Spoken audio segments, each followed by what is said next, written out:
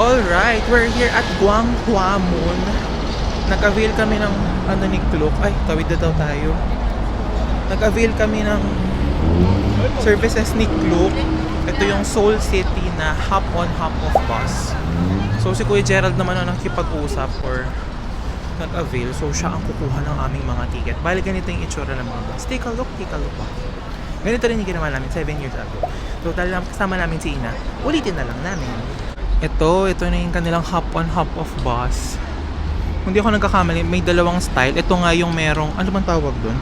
Double decker, dito. Meron din ganito na, grabe hiningal ako. Hindi, pang night pala siya, night tour. Doon hindi ko alam kung gagamitin din niya. So ito, may oras lang siya. Tapos, nasa na siya? Lagi nyo lang makikita yung ganitong sign. Ayan, ang alam ko ganyan yung sign.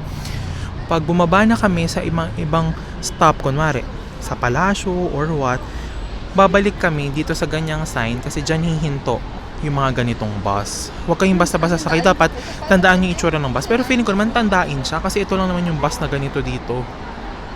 Na nakalagay, Seoul City Tour Bus. Okay, so bibigyan kayo ng ganitong ticket. Tapos huwag nyo itong iwawala kasi ito yung lagi nyong ipapakita pag sasakay na kayo ng ganyang bus. So kahit dito may oras din yung pag-alis ng mga bus na ganyan. Ang nakuha na naming schedule is 11:50. Anong oras pa lang naman? Parang mga 11:30. So 20 minutes lang. Usually feeling ko itong mga to, tsaka yung mga katulad yan, foreigner, ganyan. Yun din ang hinihintay nila kaso nga lang 20 minutes pa. So ayan, tamang pag-aayos lang ng gamit si ate mo. Tamang hintay lang siya kahit mamaya may convention na naman siya. Kung gusto nyo rin i-avail yung tour na to, Seoul City Tour, bali yung Gwanghwamun, parang dyan lang siya. Tapos maglalakad lang kayo siguro 100 meters. Tapos nandito na kayo sa Seoul City Tour bus na office. So, kunin nyo, it's either bilhin nyo yung ticket dito or bilhin nyo yung ticket kay Klook. Pero mas okay siguro kay Klook na, kung hindi to sponsored kesa pumila kayo kasi may time mahaba yung pila dito. Alright, so pwede na kaming sumakay pero as usual paunahan yan. Sana makakaroon kami ng pero ang init din kasi, as in, tingnan nyo. Ang init. Okay na rin naman sa taas kasi ang init pa. Parang tunaw na tunaw ang aking sunblock. Siyempre bilang mga Pinoy, ayaw nating mangitim kahit na maitim na kami. Pero tingnan natin kung may gusto niya sa taas. Mainitan ang aming mom. Pero tingnan natin kung kung okay dito sa part na to. Let's see.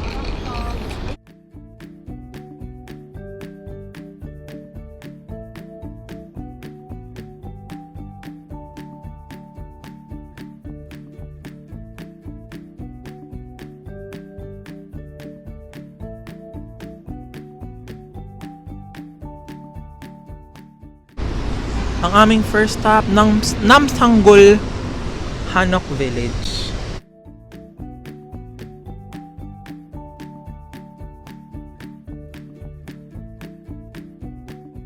So ito yung pinakamapa niya sa Namsanggol Traditional Garden. Ito na yung Namsanggol Hanok Village, itong malaking to. Pero ngayon nandito kami sa Namsanggol Traditional Garden and sobrang lawak niya talaga. Ina, ready na bang yung tuhod? Ayun na siya, siya pa ang nauuna talaga. Yan ang matapang. Ito, super lapit na niya sa Namsan Tower. Hindi, joke lang. Actually, mukha siyang malapit, pero ang hirap marating ng Namsan Tower. Buti na lang, yung tour namin mamaya, dadaan dyan, yung tour bus. So, hindi na kami papanik dyan ng sobrang taas. Kumbaga, dito sa lugar na to, isang malaking compound siya ng parang mga lumang bahay. Ewan ko, not sure kung may templo. Pero ganyan siya, tulad niyan. May ganyan. Tapos dun sa ibang parts, meron pa rin.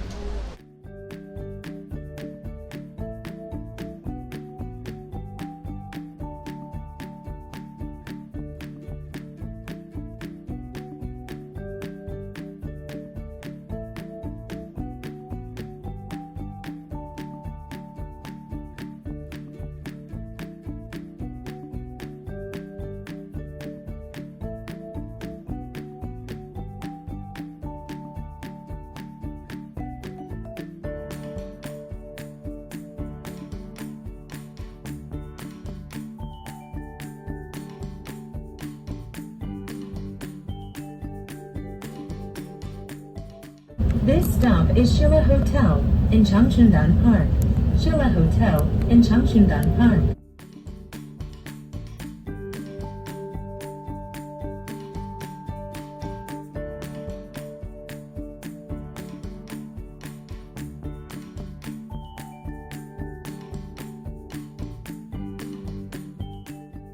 So, nandito na kami ngayon sa Seoul Tower. Actually, wala pa pala kami doon kasi ito pa siya. Ayun siya. Tingnan muna natin yung view ng buong Korea na ba ito. Tingnan nyo. Ang ganda-ganda.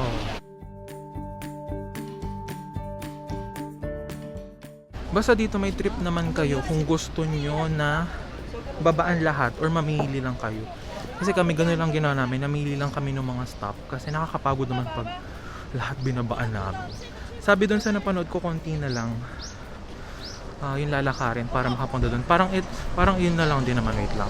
Sabi doon sa signage, 260 meters lang. Pag 260 meters naman, malapit lang, di ba? Pero grabe ang tarik. Grabe ang tarik. Para mapunta ang Namsan Tower. Pero nawala na siya. Doon na ata. So, ayun na siya. Mukha lang siyang malapit pero malayo pa din talaga siya. 260 meters na uphill. Ayun oh. Good luck. My hika is waving. Ayan na, ito na yung mga love lock pero parang iba pa siya. Nandun pa ata talaga yung parang bridge doon. Nandun pa siya. Ayan pa yung mga love locks oh. Kita nyo ba? Ayan pa siya. Pwede ka pa bumalik dyan pero ang alam ko, para dito sa Namsan, papanik ka doon hanggang doon sa pinakataas, may bayad ng entrance fee niya. So kami, Diyos ko, nalingon ako. Dito lang ako. Dito ata nyo kunin yung mga ticket nyo para doon sa pagpanik sa observatory. Pero kami, pwede naman na kami dito na. Kasi ikot-ikot na lang kami dyan, ganyan. Ayan na, ito yung mga famous nilang love locks. Hanggang doon siya. Pwede kang, ang alam ko, may choice ka dito. Pwede kang pumili dito or pwede kang magdala. Actually, yung iba nga ganyan, no? Ito yung lock nila. Padlock. Yung iba nag-ano ng case ng phone. Tapos basta kung anong trip nyo ilagay. Kasi, grabe, oh. Parang alam ko may time tatanggalin nila pag sobrang bigat na ata talaga. So, hanggang doon. Puro talaga siya love lock. May ka-love lock ka ba? Wala. John lock, charing.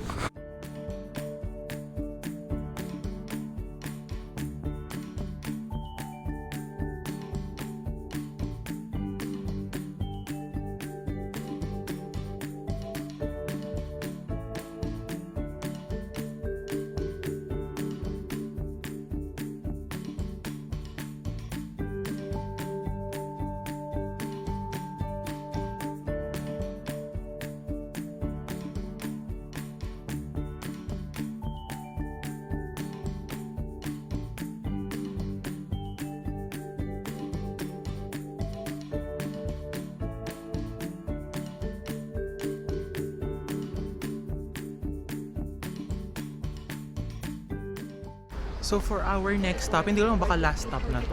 Nandito sa Changyegong ata to, palace. Isa to sa mga palace dito sa Korea. Tapos, libre ka na sanang makakapasok dito pag naka-handbook ka. Pinuntahan namin yung handbook rental, napakalayo. Masakit na yung tuhod ng aming mother. So, okay na, nagbayad na lang. 1,001 lang naman or 46 pesos ang isa. So, okay na. Ito siya. Tara, tignan natin.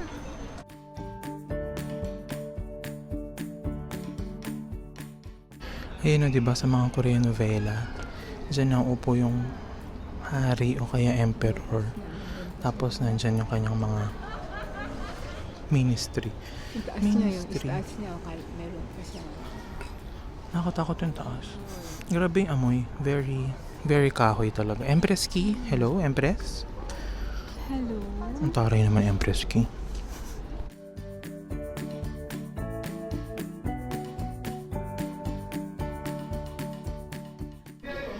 May nagpipicture-picture, oh. Nakakatuwa naman. Oh. Meron kasi atang meron ka talagang pwede kang mag-avail ng service na magpapapicture ka sa kanila. Pero feeling ko sa kanila talagang dala nila yung photographer. Mukhang mayayaman sila. Oh. Diba? Yan, so minsan nagbabasa din naman kami itong Tom Yonjon tsaka yung Wadang. Ito daw naging residence ng Queen. Queen residence, official residence. Tapos itong isa, naging residence ng Queen Mother. Taray, Carla Estrada. Diba? By Queen Mother. So dito si Queen Mother, dito si Queen. Tara, pasukin natin. Ang naging bahay ni Queen, medyo maliit ano? Medyo maliit yung bahay niya. Medyo maliit yung bubong. Bubong. Parang kulang sa bubong. Kulang sa tiles yung bubong. So, let's see. Yan, ito yung naging bahay ni Queen. Tingnan niyo natin yung tsura. Ay, bawal dun, di ba? Parang maliit lang siya. Isang hall lang siyang ganun. No? Okay, nandito tayo sa likod ng bahay ni Queen. Nung 18 something. Tingnan natin. Mas okay pala dito kasi nakabukas siya. Oh. Ano yun? Ang tari, Queen. May fire extinguisher dati. May ayun yung kwarto niya. Mga kwarto-kwarto. May pamilya lang na nagpo-photoshoot. So, hindi ko na sila guguluhin. Ang cute. Tapos ito yung naging bahay ni Queen Mother. Yung nanay ng mother. Kasi, diba, sa mga Korean novela, yung Queen Mother, meron pa rin naman siyang kahit paano. May katungkulan pa rin siya. Kahit hindi na siya ang Queen. Okay lang naman. Okay lang naman yung bahay niya. Sakto lang. Medyo masikip lang. Pero kasi naman, ba't naman kasi nakasara? So, paano ko makikita yun? Wait lang. Queen Mother, Queen Mother. Nakasara talaga ang bahay ni Queen Mother. Diyos ko, paano ko makikita ang bahay ni Queen Mother?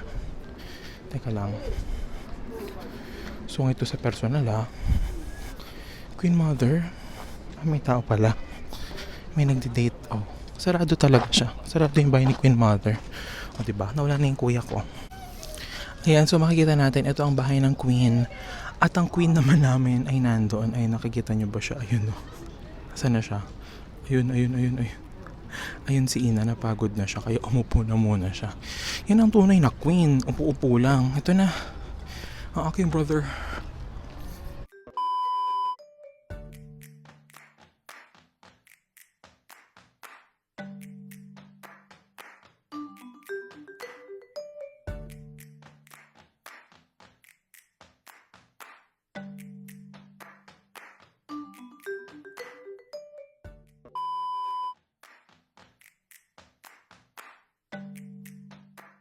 So, nandito na naman kami ngayon sa COEX Mall, sa Starfield Mall. Iniwan muna namin si Ian sa bahay. Sa hotel, kasi napagod na siya. And meron pa kaming tour bukas. So, kailangan na niya talaga magpahinga. So, ngayon kami ay magba-blank hunting. Ano yan? Isipin niyo. Food hunting. Kayo naman, ang dumi ng utak niyo eh. So, hanap muna kami, tsaka bibili na pala kami ng pampasalubong. Medyo magbabawas-bawas na kami ng pampasalubong para ang nakaka-haggard kasi pag ang daming bit-bit. O diba ang galing ang ending, hindi na pala kami bibili ng pasalubong, kakain na lang daw kami. So bukas na lang kami, Saturday na lang kami mamimili ng pasalubong. And ganun talaga. Napaka-impulsive ang decision na ito. Good night.